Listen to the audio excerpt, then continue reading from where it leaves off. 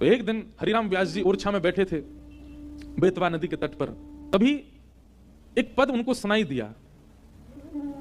भोर में कोई पद गा रहे थे, हितहरिवंश महाप्रभु का पद।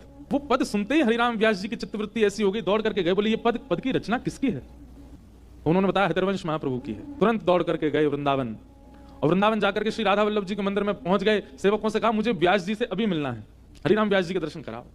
सेवकों ने आकर के कहा बोले हरिराम हितहरिवंश महाप्रभु तो अभी प्रसाद सिद्ध कर रहे हैं, ठाकुर जी का रसोई में है।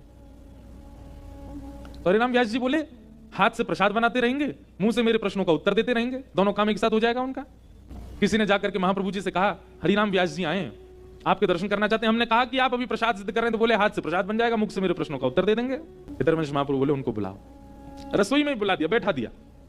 हरिराम व्यास जी जैसे जाके बैठे तो महाप्रभु जी को सिद्ध कर रहे थे प्रसादी, और जैसे हरिराम व्यास आए तो महाप्रभु जी ने तुरंत चूल्हा ठंडा कर दिया और सामग्री उठा के नीचे धर दी और ऊपर पत्तल पधरा दी, बाद में बनाएंगे सामग्री। बताइए व्यास जी आपका क्या संशय? हरिराम व्यास जी बोले मैं तो संशय का समाधान जानने आया था, पर मुझे तो लगता है मेरी उपस्थिति से और ज्यादा आपकी सेवा में विघ्न आ गया। आपने सेवा क्यों छोड़ दी?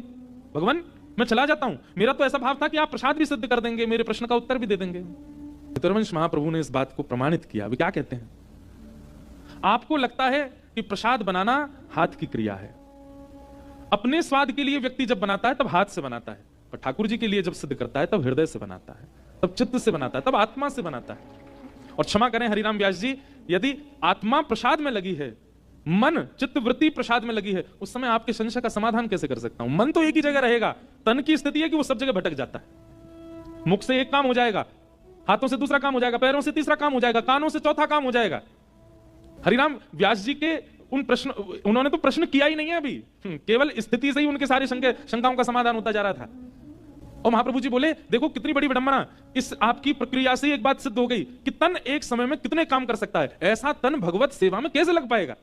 वो आंख से किसी और को देख भी लेता है, मन से किसी और को सोच भी लेता है, कानों से कुछ और सुन भी लेता है, मुख से तीनों से विलग बात बोल भी लेगा, हाथों से भी कोई और क्रिया कर लेगा। एक समय में 10 क्रिया करने की सामर्थ्य मन में है, 10 जगह भटकने वाला वह मन, वह तन भगवत सेवा कैसे करेगा? तन भगवत सेवा नहीं करता, आत्मा ही भगवत सेवा करती है, मन ही भगवत सेवा करता है। और जब तक मन, जब तक आत्मा, जब तक चित्त वृत्ति सेवा में नहीं जाएगी और आप केवल तन को प्राधान्य मान करके सेवा करेंगे, आप दोष कर रहे हो।